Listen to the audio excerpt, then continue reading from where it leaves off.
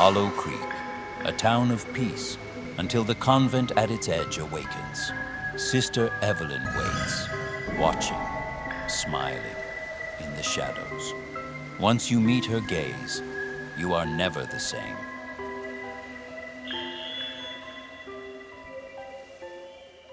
Hollow Creek, a quiet, unassuming town tucked away in the rolling hills of Pennsylvania. Life here moves slowly, like the gentle flow of the nearby creek from which the town takes its name. People greet each other in the streets. Windows are often open. Children's laughter drifts from schoolyards. It is a town that prides itself on its peace, on its normalcy. Yet at the edge of Hollow Creek, hidden behind overgrown hedges and rusted iron gates, stands a building that seems out of place, an old convent. Its walls, whitewashed decades ago, are now streaked with time and neglect. The bell tower tilts slightly to one side, and the small chapel's stained glass is cracked and faded. Some say it has always been there, silent and watchful, a relic of a time the town no longer remembers. Others say it is cursed. The convent had been abandoned for years, empty, echoing with the wind, haunted by the memory of forgotten prayers. That was until Sister Evelyn arrived. She came quietly with a polite letter and a few personal belongings, her face framed by the crisp folds of her habit. The townspeople welcomed her. She smiled, soft and gentle. She helped in the church, tended the gardens, and spoke kindly to the children who sometimes wandered too close to the convent's gates.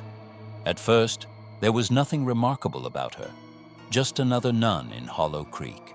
But as the days passed, rumors began to surface. Strange sounds at night, lights in windows where no one should be, shadows moving behind curtains, shapes that did not belong, and always, always her eyes. Some who had spoken to her claimed her gaze lingered too long, too intent, too hollow.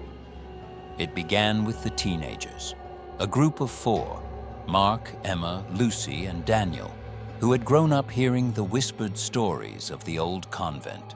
They were curious, daring. One October evening, under the cover of twilight, they decided to explore. The iron gates were cold and unwelcoming in their hands as they pushed them open, the hinges screaming in protest.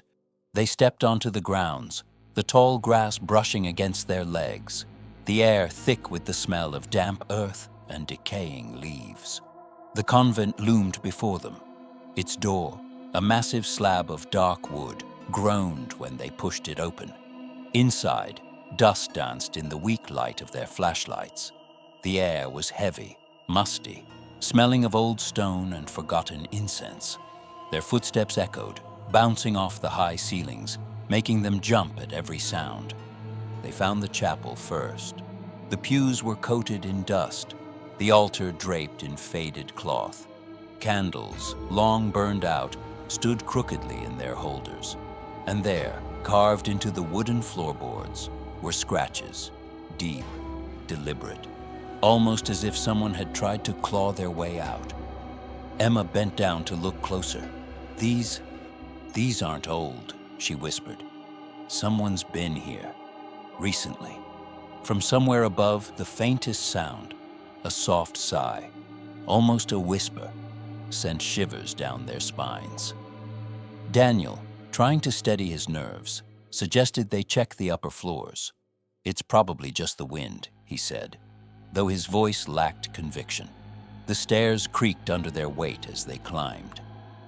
Dust fell like snow around them. At the top, the hallway stretched long and narrow, lined with doors, each with peeling paint and rusted doorknobs. The temperature dropped. Their breaths fogged in the air, and then they saw her, Sister Evelyn, standing at the end of the hallway. She didn't move at first. She just stared. Her habit was perfectly white, untouched by dust or decay, but her eyes were blacker than anything they had ever seen. Vast pools of darkness that seemed to suck the light from the hallway. For a moment, None of them could breathe. None of them could move. Then she smiled, and it was a smile that didn't reach her eyes. "You shouldn't be here," she said, her voice soft, melodic, almost hypnotic, and yet it carried a weight, a command. The teenagers froze. Mark tried to speak, to explain, but no sound came out. Emma stepped back, tripping over a loose floorboard, the sound echoing like a gunshot in the silent hallway. Sister Evelyn tilted her head, as if listening for something only she could hear. And then she walked toward them, slowly, deliberately. Each step silent, but the shadow she cast seemed to move faster than she did. Panic finally broke them. They turned and ran, racing down the stairs, hearts hammering. The doors slammed shut behind them, as if the convent itself were alive, forcing them forward toward the exit. When they reached the front door, it was gone. Where once there had been a solid wooden door, there was only a wall of stone. The gates outside were nowhere to be seen. And then they heard it, a soft, eerie laugh. A sound that seemed to come from everywhere and nowhere, from behind them, from above, from inside their own heads. It wasn't just the convent anymore. The air around them felt wrong. The shadows moved in ways shadows should not.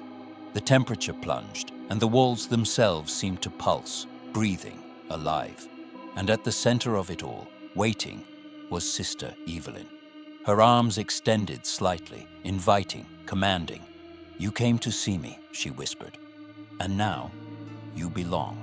Mark screamed, and the world shifted. Suddenly, they were no longer in the hallway, no longer in Hollow Creek. They were somewhere else, somewhere darker. The ceiling stretched impossibly high, the floors warped and twisted. Whispers filled the air, echoes of prayers long forgotten, cries of people who had disappeared before. And through it all, Sister Evelyn floated, her white habit pristine, her eyes endless black.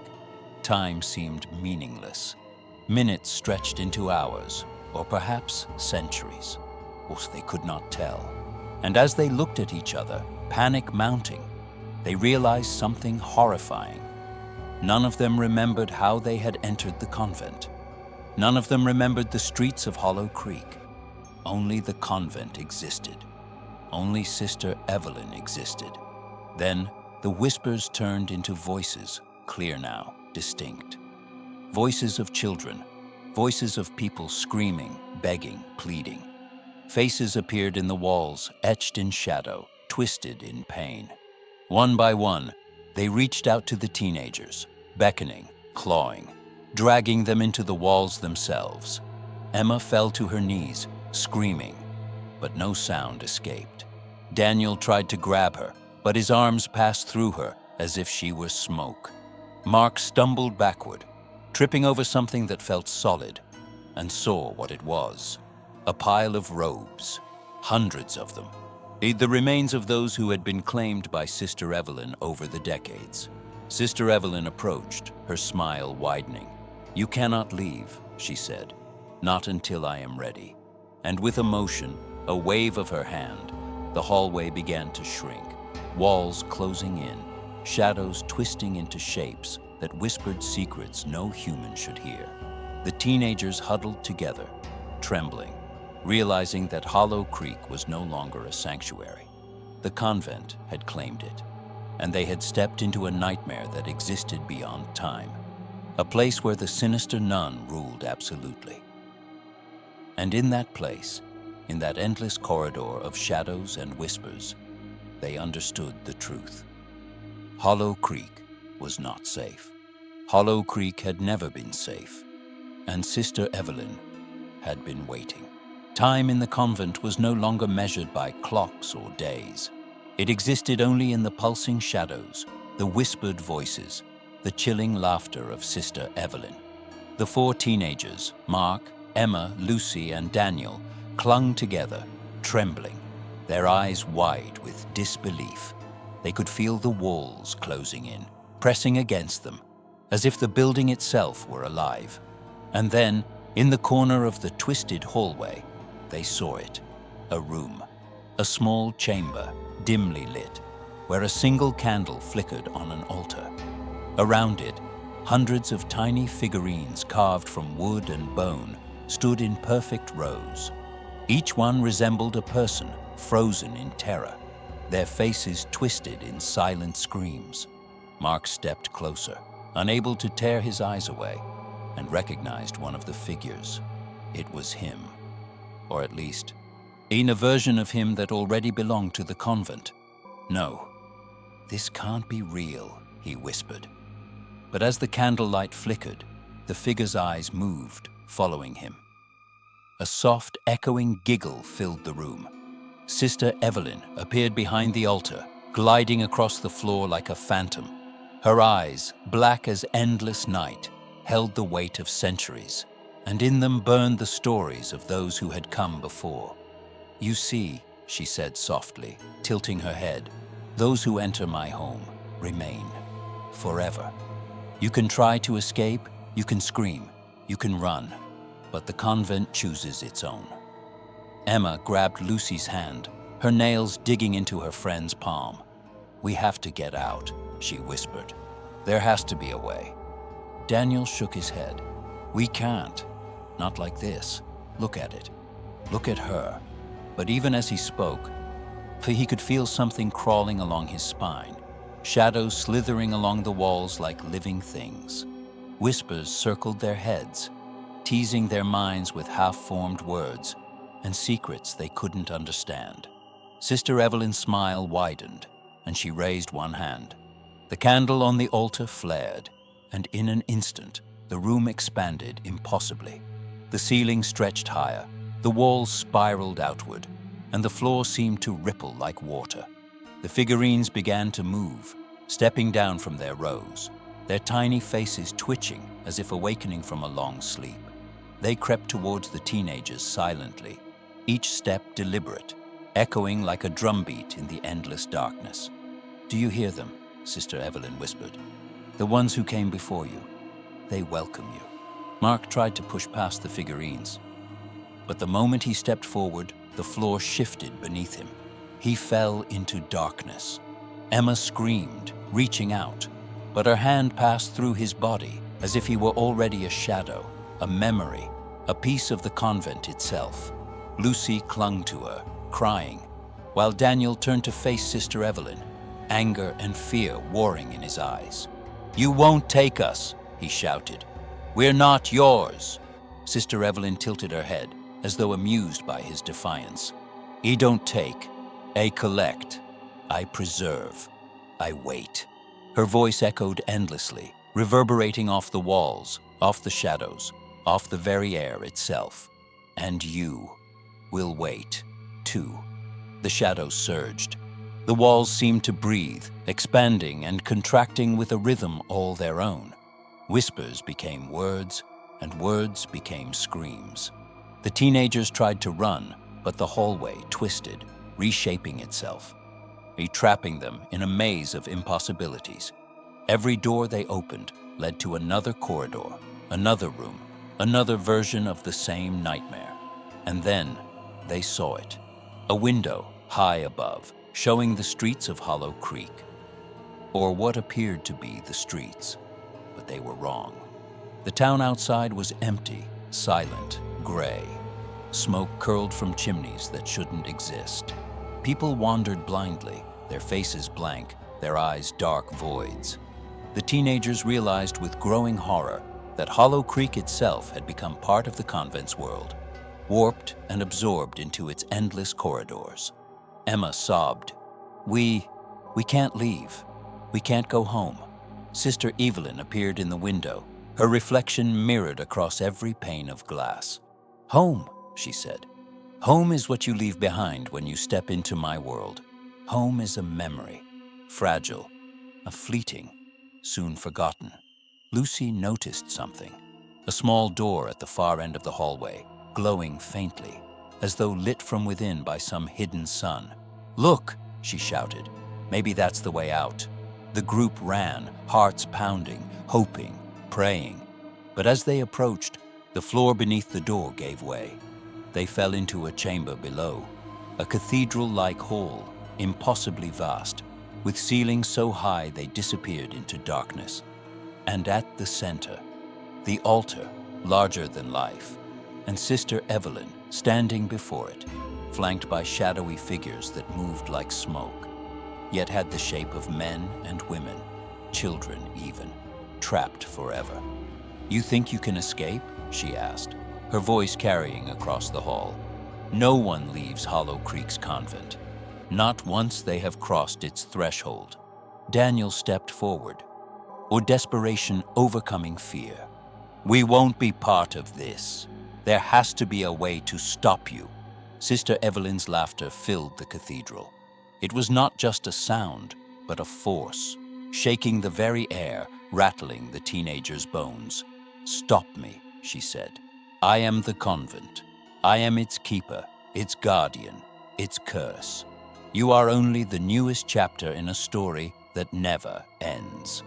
The teenagers scattered, running among the shadows, ducking under floating objects, dodging the hands of the trapped souls that reached out from the darkness.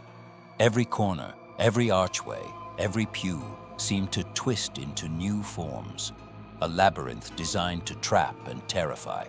And through it all, Sister Evelyn moved, gliding effortlessly, never tiring, never faltering. Mark stumbled into a room filled with mirrors. Each mirror reflected not his image, but his fears, twisted versions of himself, screaming silently. Emma fell to her knees, sobbing at the sight of herself as a shadow, her eyes empty, her face contorted in eternal horror. Daniel tried to pull her up, but hands, hundreds of them, emerged from the mirrors, dragging him in. Lucy screamed as she ran past, dodging the grasping figures, and found herself in a small chapel. She thought it was safe. She thought maybe, just maybe, she had found a corner untouched by the nightmare. And then she saw the statue, a small white figure of a nun, eyes black and hollow, hands raised in a silent blessing. And then it blinked. The air went cold. The candle flames around her guttered, and from the shadows, Sister Evelyn appeared, closer than ever. "You cannot hide," she whispered. "You belong to Hollow Creek now. You belong to me." The last thing Lucy saw before the shadows consumed her was the gentle, terrifying smile of Sister Evelyn, pure white habit glowing faintly, her black eyes endless, reflecting the doom of every soul she had claimed. Outside, Hollow Creek remained quiet. The townspeople went about their lives, unaware of the cursed convent at the edge of their town. Children played in the streets. Windows were open. Life moved slowly. But at night, if anyone dared to walk past the convent gates, they might hear it. The faint echo of whispers, the soft, eerie giggle of a nun who has waited for decades, for centuries, for the next unwary soul to enter her world. And somewhere, deep in the endless halls of the convent, Sister Evelyn waited, watching, smiling, patient. The sinister nun of Hollow Creek had claimed her new chapter. To be continued next story. Poland, a village forgotten by time, surrounded by forests thick with mist and shadow. In the heart of this remote place lies a convent, once sacred, now a monument of fear. Its walls are blackened with centuries of decay, and locals whisper about a presence that stalks the night, the black-robed nun. Bound by demonic possession, she hunts any who dare enter the convent after dark, her eyes voids that swallow hope, her footsteps silent, yet inevitable. Elena Novak, a journalist with a stubborn curiosity, arrives at dusk. Her boots crunch over the frost-laced cobblestones. In her notebook, she carries stories of missing villagers, of children who vanished near the convent, of soft whispers heard through the night. Every shadow she passes seems heavier than it should be, and the wind carries a chill that bites deeper than the cold. The village is silent. Windows glow dimly, but no one moves outside. A stray dog howls in the distance, fading into the fog. Eleanor's eyes are drawn to the convent gates, iron-twisted and black, the paint flaking with age. Vines creep up the bars like clawed fingers. The gate is partially open, and she feels, though she cannot explain, a pull toward it, as if the building itself calls her name. Pushing open the heavy gates, she steps onto the overgrown courtyard. Weeds twist around broken stone, roots lifting cracks like jagged scars. Shadows stretch unnaturally, reaching toward her boots. A faint scratching echoes from the walls, distant yet precise, deliberate. Eleanor pauses, hand on the gates. Her breath comes in shallow gasps, visible in the cold air. She pushes forward. The convent doors stand tall and warped. Their wooden surface is splintered, the hinges rusted. Eleanor's fingers tremble as she touches the metal handle. She hesitates, listening. A sigh, a faint rustle, a breath that is not hers drifts across the threshold. Then, gathering courage, she pushes the door open and steps inside. The air hits her, a mix of damp stone, decay, and a metallic tang, as if centuries of fear had seeped into the walls. Dust floats in shafts of moonlight through broken windows. Every footstep echoes loudly, unnatural in the heavy silence. Shadows pool in corners, shifting subtly, forming shapes that seem to move when she looks away. The chapel lies ahead. Candles, long extinguished, sit crooked in their holders. The altar cloth is gray and rotting, falling in tatters to the floor. Eleanor notices scratches on the worn wooden floor, deep, jagged, clawed. She kneels, tracing them with her fingers. The marks are fresh, the splinters sharp. Something has been here recently. Something waits. From above comes a faint sound, scraping, soft footsteps, deliberate. Eleanor spins, flashlight cutting across the room, illuminating nothing but shadows. The chill in the air deepens, wrapping around her chest. She climbs the staircase, each step groaning under her weight. The hallway stretches ahead, narrow, lined with blackened doors, the walls peeling. Candlelight from broken sconces flickers against the cracks. Then she sees it. At the far end of the corridor, the black-robed nun stands motionless. Her robes absorb light, a void in the room. Her cowl hides most of her face, but her eyes, black, endless, consuming. Eleanor freezes. Her pulse pounds in her ears.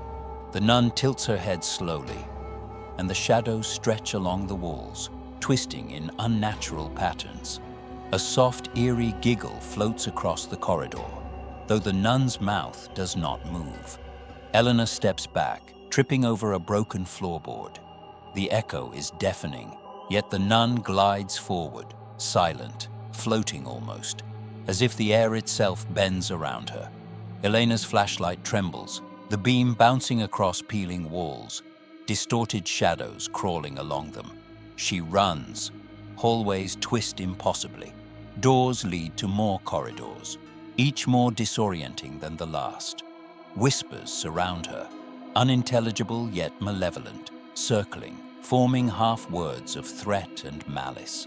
Shadows peel from the corners and edges of her vision, shapes twisting, forming humanoid silhouettes that vanish when she turns to face them. Elena reaches a small study at the end of a hallway. A desk sits in the center, covered in dust, with yellowed papers scattered across it. Atop them, an ancient diary bound in black leather catches her eye.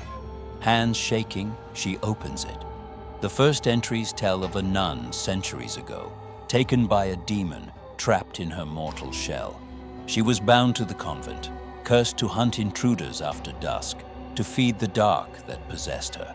The diary also holds hints of survival, symbols, fragments of rituals, warnings written in trembling hand.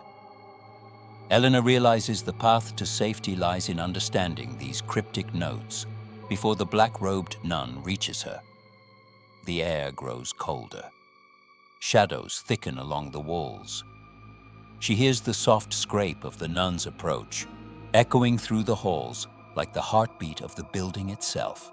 A candle flares. The nun is closer.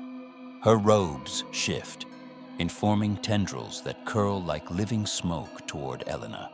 The diary shakes in her hands, almost as if resisting the darkness. The whispers grow louder, merging into a chorus of soft laughter that seems to come from the walls themselves. Suddenly, a door slams behind her. Darkness presses inward. Hallways stretch infinitely, bending reality. The nun is both far and near, impossible, uncatchable. Elena understands she cannot outrun this. Survival depends on her mind, her courage, and decoding the ritual before she becomes the next victim. Kneeling on the cold stone floor, Elena traces her fingers over the diary symbols. Her mind races, deciphering ancient letters and sigils, translating the warnings of generations before her. Shadows creep at her feet, curling upward, forming distorted faces, some screaming silently, the others blank-eyed and pleading. The nun glides into the room, stopping a few feet away. Her black eyes lock onto Elena's. The air thickens, the temperature drops further. The diary glows faintly in the candlelight as Elena studies the symbols. Every heartbeat counts. Every second matters. The convent itself is alive. The demon hungers, and Elena knows. One wrong move will be her last. A whisper brushes her ear. The light weakens. The darkness grows. The bond must be broken, or you will join us forever. Shadows swirl. Tendrils brushing her skin, tugging at her arms. Her pulse races. Sweat drips down her face. Her fingers shake as she deciphers the final notes in the diary. The nun watches silently, patient, inevitable, the centuries of darkness reflected in her endless black eyes. Elena whispers a prayer, half forgotten and trembling. Her eyes dart to the diary, her hope pinned to the symbols. Candlelight flickers violently. The nun's presence grows heavier. She knows time is running out, and that the convent has claimed many before her. Every corner of the room breathes shadows, and the black-robed nun is already closing in.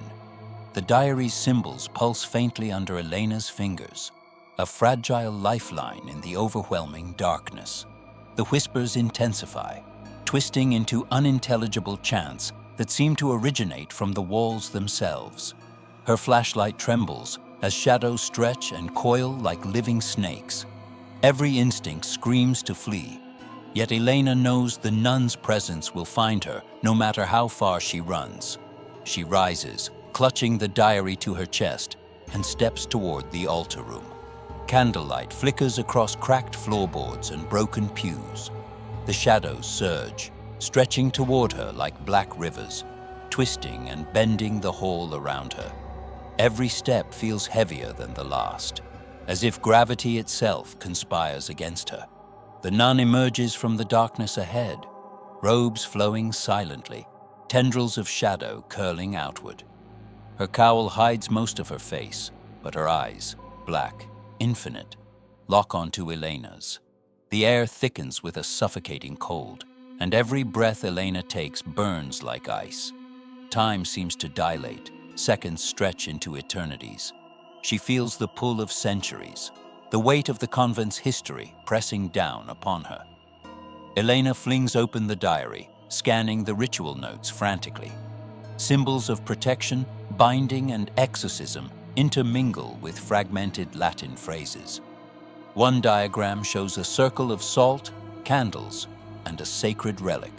She has none of these, only the diary and her desperate courage. Her eyes dart across the pages, piecing together meaning from centuries-old handwriting. The nun glides closer. Shadows ripple across the floor, curling around Elena's ankles. The walls themselves seem to pulse, contracting and expanding with the entity's presence. A whisper snakes through her mind. "You cannot leave. You belong to us now." Elena clenches her jaw, and steps backward, tracing the symbols on the floor. Each sigil burns faintly under her touch, as if responding to her will. A door slams somewhere down the hallway. The sound echoes, a deafening punctuation to the suffocating silence. Shadows twist violently at the edges of her vision, forming grotesque faces of previous victims. Their mouths open in silent screams, eyes pleading, hands reaching toward her. Elena shivers, but forces herself to focus. Panic cannot save her. Knowledge must. She begins to whisper the incantation from the diary, the ancient words rolling off her tongue clumsily. The shadows recoil slightly, writhing in anger. The nun tilts her head, listening, as though amused. Tendrils of darkness lash toward Elena, then retract when the ritual words strike the air. Each syllable is a struggle, a lifeline against oblivion. The room shakes, as if the convent itself objects. Ceiling beams twist, dust rains from cracks, and the air grows heavy with a sulfurous stench. Elena's voice cracks, but she continues. Shadows flinch and writhe violently at each word, forming clawed shapes, hissing and twisting. The nun's black eyes flare like voids, absorbing the faint candlelight, growing impossibly larger. Suddenly, a cold hand brushes Elena's shoulder. She spins violently, but there is nothing, only shadows. Her pulse races, her breath shallow. The diary slips from her hands but hovers in midair, pages flipping wildly. A deep, hollow laugh echoes from the nun, vibrating through the walls, or rattling her teeth. Elena falls to her knees, gathering courage. She must finish the ritual before the nun closes the distance. Shadows writhe at her feet, rising, forming shapes of the damned. Faces of those who had failed the convent stare at her silently, warning and accusing. She glances at one face. It mirrors her own terrified expression, mouth open in an eternal scream. The nun steps closer. Her robes flow unnaturally, tendrils curling like smoke, brushing the floor and walls. She reaches toward Elena, hand extended, fingers elongated, shadows merging with her body. Elena shouts the final words of the ritual, the syllables breaking through the oppressive darkness. The diary glows brightly, radiating a pale, protective light. The shadows recoil violently, screaming in silence. The nun halts, her tendrils of darkness thrashing as if caught in an invisible snare. Elena sees the black void in her eyes beginning to ripple, like storm clouds in a night sky. The convent trembles, stones cracking, dust raining from the ceilings. She senses a thin thread of control over the entity, fragile but present. For a moment, all is suspended. The nun's shadowy tendrils hover, frozen in midair. Elena's voice shakes but continues, the words of binding and protection spilling out, carried on a gust of icy wind that rattles the broken windows. Candle flames flare brightly, illuminating the altar room. Shadows recoil, screaming in fury, twisting into impossible shapes before retreating toward the walls. The nun lets out a piercing, silent wail, the sound vibrating through Elena's chest. Tendrils lash toward the diary, attempting to snuff the light, but Elena presses on. Symbols drawn on the floor flare brightly, forming a protective circle around her. The nun's robes ripple, twisting like living smoke, but the circle holds. The diary hovers, glowing, its light cutting through the darkness like a knife. The nun's form flickers, her presence wavering. Black eyes burn, the void contracting and expanding. Shadows peel away from her body, screaming silently as they retreat into the walls and ceiling. The convent shakes violently, dust and debris raining down. Elena keeps chanting, every word a thread holding her existence against the consuming darkness. Suddenly, the nun halts entirely. The shadows freeze, suspended midair. The diary falls gently into Elena's hands. The air grows still, the oppressive cold lifting slightly. So the room feels heavy, but less hostile. The nun hovers, form wavering. A dark storm contained within the boundaries of the circle. Eleanor gasps, barely able to catch her breath. She knows this is temporary. The ritual has bound the demon, but not destroyed it. A faint light begins to seep through the broken windows. The first pale rays of dawn touch the floorboards. Shadows recede toward the corners, curling, shrinking, but always watching. The nun remains, contained but patient, her black eyes locked on Elena, promising that her watch will never end. Elena collapses to the floor, exhausted, diary clutched to her chest. She understands the horror is far from over. The convent is alive, its ancient evil patient and relentless. She has survived the night, but she knows the nun will return. Centuries of darkness will not release her so easily. As she crawls toward the door, dawn light spilling into the corridor, Eleanor knows that the convent waits for the next intruder. The black-robed nun, demon-bound and eternal, continues her silent hunt. And somewhere deep in the shadows, centuries of malice whisper in voices both alive and dead, "We are always watching, and you are never truly safe."